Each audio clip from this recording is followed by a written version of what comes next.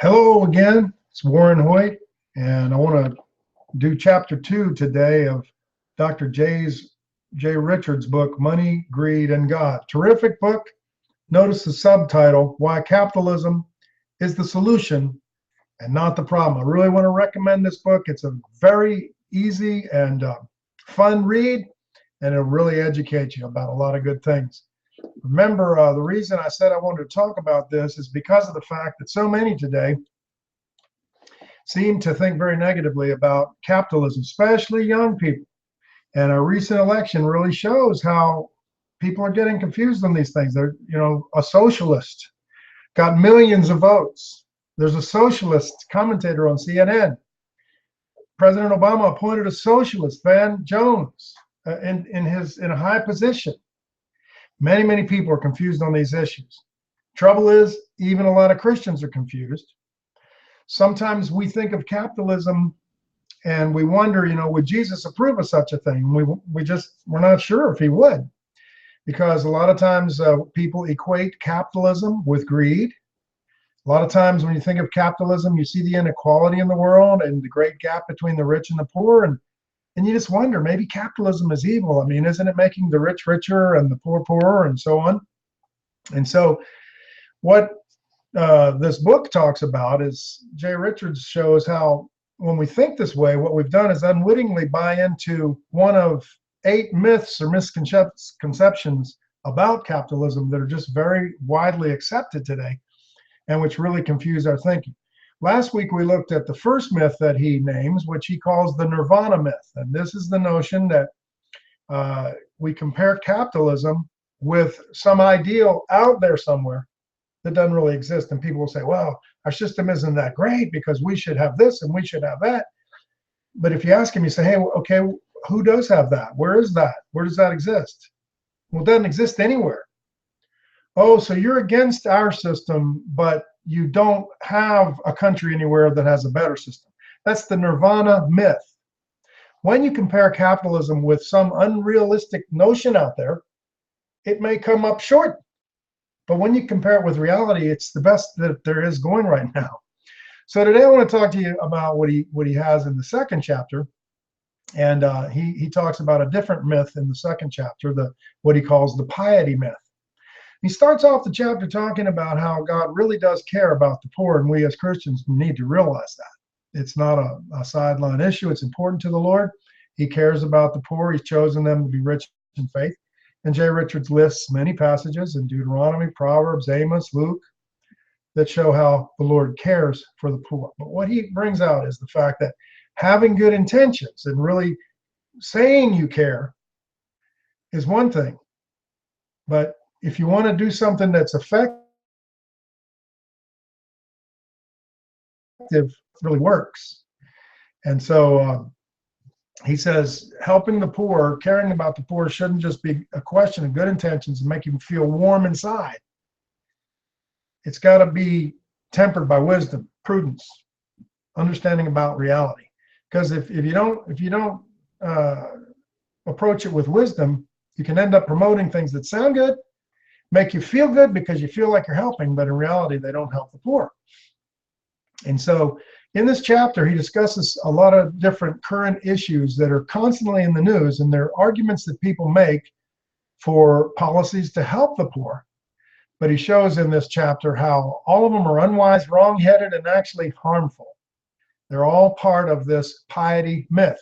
So let me just touch on some of the arguments that he mentions here. Again, I hope you'll read the book because he deals with them more extensively and gives more detail. The first one's called the living wage argument. Constantly you see this on TV, even some famous Christians like a guy named Jim Wallace and a guy named Ron Sider. They'll be on these different news channels talking about the living wage. We need to give a fair and decent wage, raise the minimum wage, help the poor. And sounds good, a lot of people say, yeah, that would help people if they made more money.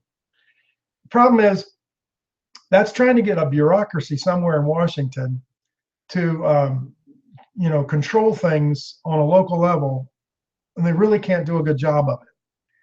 Just Richard says this, to a business, employee wages are costs. Hello. The fact that Washington sets a minimum wage doesn't mean an employer can pay it. That's why countries with high minimum wages like France tend to have higher unemployment than countries with low minimum wages like the United States.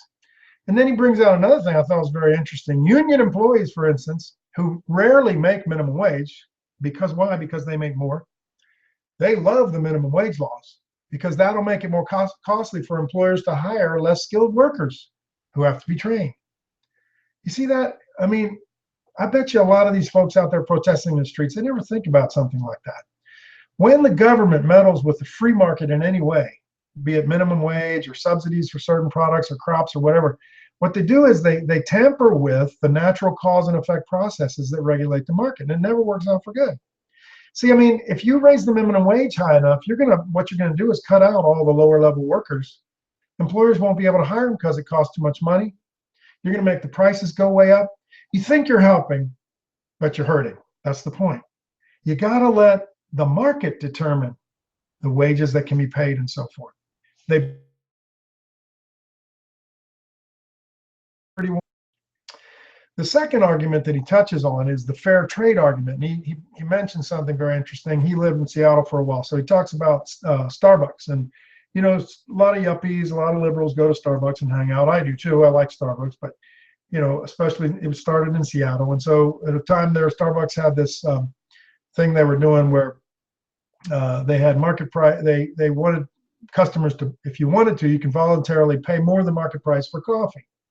Why? Because that way you would help the poor coffee growers in Guatemala or whatever.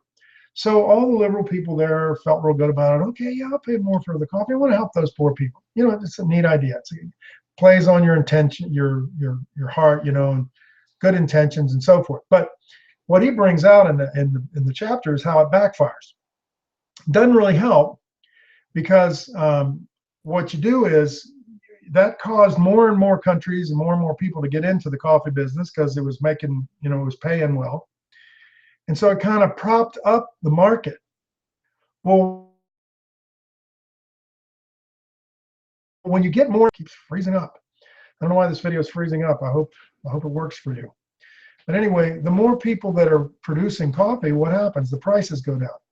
So the fair trade coffee Starbucks is doing, they try to help and everything, but it's artificial. It holds the price up longer than it should instead of letting it fluctuate.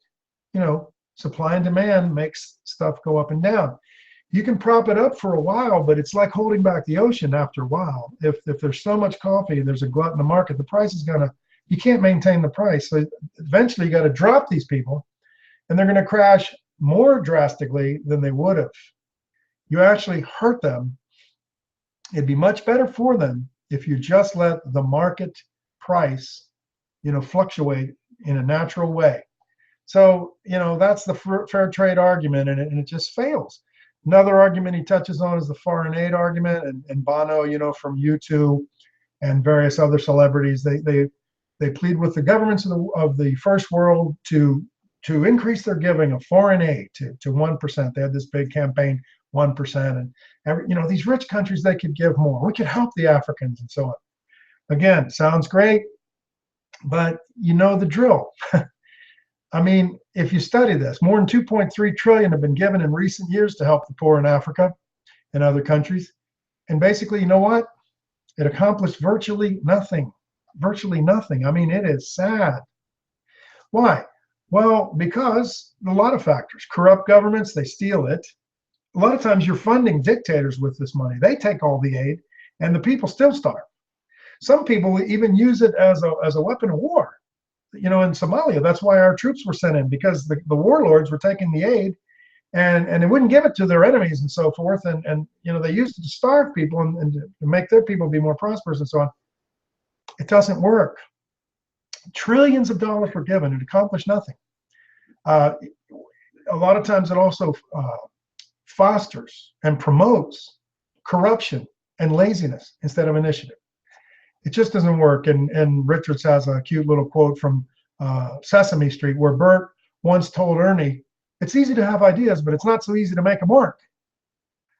And Richards says, see, that's foreign aid. And it is. Listen to this quote from a guy named William Easterly that Richards quotes. He says, The end of poverty will come as a result of homegrown political and economic reforms, which are already happening in many poor countries, not through outside aid. The biggest hope for the world's poor nations is not Bono, it's the citizens of the poor nations themselves. And it might sound hard, but this is true. Another argument he deals with is government-run welfare. Same idea here. The war on poverty was made popular by Lyndon Johnson, but it had the most terrible consequences that nobody ever imagined.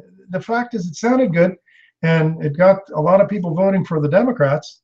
But many years now of trying it have proven it just doesn't work. And not only that, it produces terrible consequences. Statistically, the poverty rate was actually declining when Johnson took office, and it had gone down from 22 to 15% between the years of 1959 and 1965. Just after his war on poverty started, it settled in around 14%. And guess what? It's been there ever since. The same 14% ever since. Yet trillions of dollars have been pumped into this effort to eliminate poverty. It hasn't worked. But as Richards points out, not only has it not eliminated poverty, but it had terrible unintended consequences. It caused family breakdown and illegitimacy. That's why the Black community, 75%, there's a rate of 75% of Black babies being born into one-parent homes and so on. Cycles of dependency, cycles of illegitimacy, anger, despair, hopelessness. And then what happens? Activists today go around saying, well, this just proves that our society is racist and unjust. Our society is racist. That's why these communities are suffering so badly. No, you know what? Think about this. Think about this. In the 1920s and 30s, racism really was rampant and strong and was really hindering the Black community. And yet they didn't have the illegitimacy that they have today. They didn't have a lot of these things that they have today. That proves these terrible consequences today are not caused by racism. Racism has, for the most part, been eliminated in any systemic way. It's eliminated. It's not racism. It's the very policies of the liberal left that are with good intentions trying to help the poor. They actually harm them. That's why I recommend another book by a Wall Street Journal writer named Jason Riley. You'll see him on TV news a lot of times. I've seen him, and I read his book, Please Stop Helping Us. He talks about the same thing. He's a Black man. He says, this has harmed our community. I had a prayer meeting in my church one night, and I was praying for the Black community. God help them. They're so down. They're so, 75% born out of wedlock. Oh God, what's wrong in the Black community? The gangs, the violence, the poverty. Oh Lord, help. After the prayer meeting, a Black pastor who was visiting that night, he came up to me and he said, Pastor, I'll tell you what's wrong with the community, my community, and I'll tell you when it happened and why. And I said, really? Tell me, what happened? What is it? What's the reason? He said, it's the war on poverty and liberal attempts to help my community with all this government aid and so forth and welfare. That's ruined my people, he said. He told me that. A Black pastor told me that. And if you read this chapter, it's great. Jay Richards has a lot of statistics I can't go into here because it'd take too long. But man, you just got to see this. It's been going on for so many years. They got a lot of studies on it. It's like every dollar that you give, you get a corresponding increase of illegitimacy and breakdown of the family and drugs and people dropping out of work and marriages breaking down. Every dollar you give to that produces, instead of help, it produces harm. The bottom line is government aid will never erase poverty. It only makes things worse. The government simply can't solve the problem. Those who are really poor, they do need help. I'm not against, a safety net and so forth. But when government bureaucracies try to do it, they're just inefficient and they actually promote wrong behavior. Private charities do it better. But the bottom line is the only known cure for widespread generational poverty, this is a quote now, is capitalism. That's it. There's only one known path up the mountain. Why do we think Africa or South Central Los Angeles will get rich on foreign aid or charity when no society anywhere has gotten rich this way? Why should we waste 1 minute using these tools to fight poverty instead of working to spread the one thing that we know works? And listen to this. The campaigns to end poverty as we know it warm our hearts. They make us feel good, but they don't work.